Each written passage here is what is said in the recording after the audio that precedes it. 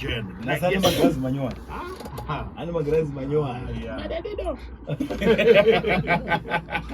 Okay. We are live on our Facebook page, Capital 100.4 FM, Harare San Peter. Okay, so good morning, Sigo. What do you say? We're good. Yeah. Nice. Yeah. So, can you see us? Yeah. I see this one in profit job. I never did it. Oh, never did you. Wabada. Ndiwe nakapfekwa na Prophet Muchefa who claims kuti vakamutsa munhu akafa. No, Prophet Muchefa vaite zvema spectacles akwa. Prophet Muchefa vachiripo. Akapedza kuona kudhara munhu. Pastor Muchefa. Pastor Muchefa. Vaitira waterfalls kudhara ne. Ukavaona izvezvi pulling crowds in waterfalls. He has got 2 buses and multiple vehicles. And pachichi pawo paombe ufunga kana patifred vanopinda kana pa3 and more. So he's someone who is social media shy. You get what I mean? Okay. That's why you don't see him much. Oh, why am I social media? Muchefa takamboita maprogram avo ndichiri kuya zvekudaro every day. But that was radio. Morning to G Factor Patrol back in. It's good to know that you're listening online in Nyanga right there. We appreciate it. So that Pastor Muchefa is claiming to Vakamutsa Munagafa. Tell us more about it. From Murewa. They said Munagatofa the day before. And then they came and they prayed. And towards tomorrow, Munagatomuka. Shumba tuenda kwa Murewa, tunotsvaga munhu wachi. Ndiani akataura kuti munhu yafa, the doctors, the medics ochi kana kuti kungotaurawo kwavo kuti munhu anga ari muroom 2 days. Okay, what happens is kana munhu afa, officially someone is certified dead by the doctor. Obaendeswa kumochari. Saka 2 days yanga kachengetwa mumba akafa. But iwe pane paunozvionawo ini nangu ana experience because ndichiri mwana mudiki. But kumusha vakuru chaiyo before even the doctor certifies munhu dead, unotozwa kuti hapasina upenyu. So we can trust on the word of the elders or those people who were around. If they confirm 3 or 4 or 5 people, Makura, they cannot lie kuti munhu aida sei munhu afa andimaona before Saturday madoctor no certify munhu dead. Vanhu tainge tatoziva kuti munhu afa hapasina upenyu. So at once we do doctor go certify dead the road at once my details here. But let's say munhu angasina ku certify wa dead. Angambongoenda kana pakakoma. Kumumutsa munhu iye, it's a miracle which needs to be celebrated. And let's just assume. But that just speaks about the level of unbelief in my Christian. What's just like you raise the dead. Munova raise the dead. My Christian is the first thing. Mantanga go argue. Anga sina kufa. Doctor wacha kam certify ndiani. Ndosaka decide. Panchazoka, will I find faith panyika? You will not find it. You will find unbelief promax. Okay. It is the same Bible as you're not prophet. The power is not taken unto them. But what you have to doubt is the source that they are using.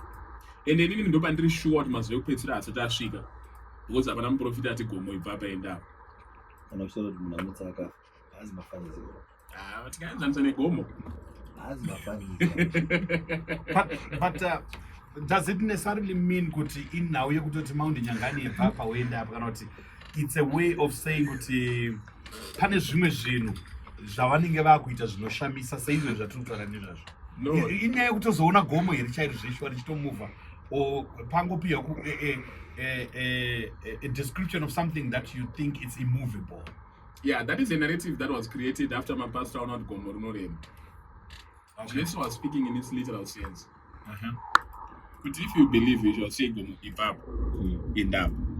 Those I told you but isusu nayo kuti tsakazara unbelief zvinonzi naJesu pandichauya panyika ndichawana paine kutenda here tinobva tati gomo rinenge chirehwa kuoma kweupenyu hwako munenge mine financial struggle in your life ndo gomo rinenge tase richirehwa but Jesu aitoreva gomo kuti gomo ibva up and up anzi kana uine faith idiki diki seka mustard seed kadiki kudai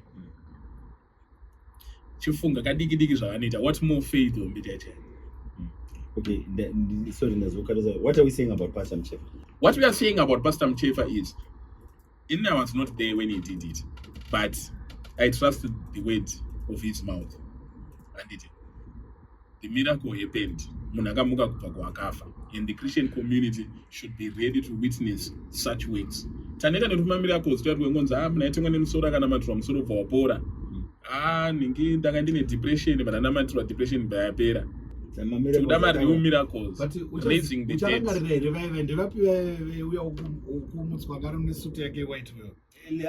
Elliot. Yes. Akamuka kadeo. Akanochika rice parukuru wake. You know, that is a perfect representation of what happens when you perform a true miracle. So you mean Elliot yangeri true? Yangeri true. You look at the outrage yakaitika after that. Sigwele type kumusha kuti ploko. Kanzi nomutasa kufa. Anaumukira kakulowa gwero. I give you this. And when a prophet performs a miracle, what should follow should be outrage. What should follow should be persecution. The Bible says, those who live godly in Christ Jesus shall suffer persecution. You should be persecuted for the miracles that you have done. And that is what you saw Auflokau experiencing. The same way Jesus died out of Bokando over Matombo. After the cliff on Adam Kanda, what was his crime? He was opening the blind eyes, he was raising the dead, he was walking the crippled. But Zigo, have you made an effort to look out for this gentleman who rose from the dead? It's a lady. A lady, yeah. Yes. Have you made an effort? I'm still organizing the resources. You know what? Well, miracles are not supposed to be far-fetched. Miracles. Paitwa miracle anotozosaudze vanhu zvaita Jesu zvazvo. Iye amuzwa ndi anotozofamba charo kuti mawana ndaitirwa. Where is she? Iwo watodzwa nemunhu achakamumutsa. But Jesu aibva atosaudze munhu. Iye amuzwa kuti atofamba kuti awe muone zvandaona. Ndasangana naye andoudza zvandiri zvese. Bible Jesu Bible handiti. Hanzi Jesus knew what was in their hearts. Mwari aitoziva. Jesu andoziva mafungiro evanhu zviri mumwoyo mavo. But it's supposed to be like that. Kuti abatsirwa ndi anofamba chitenda. Zvandaitirwa ndisandazviona. But kuona ndiri prophet Zigo yandakazorova kuchechi kwangu last week yangu yakaipa. Ndopandiri kuti once wangonzi yosafamba uchiudza vanhu. Ndopandoudza vanhu. Ndoskirira yaifamba sense na prophet. Iwo udzwa nani? What was the word from his mouth? From his mouth. Hanzi pane mubvunzo wako apa Zigo. Hanzi ndibvunzirewo Zigo kuti kwamurewa kwacho ndekupi because ndokwedu ndokwatiri. Vada kutonotangira ikoko. Vada kutonoona kuti zvakamira sei. Murewa inzvimbo hombe tinoti location yekuti munhu unongori kana waziva zvipitika. Ndakakurira kwamurewa kunana Musami, kunana anonzi Dombo Dzvuku, kunana Mukarakati. Vanotongobatsira journalism ava usikuisisa. Havasi kuti ichichi. Aiwa no, isusu we are professionals. Shataka self-praising. All right, Zigo.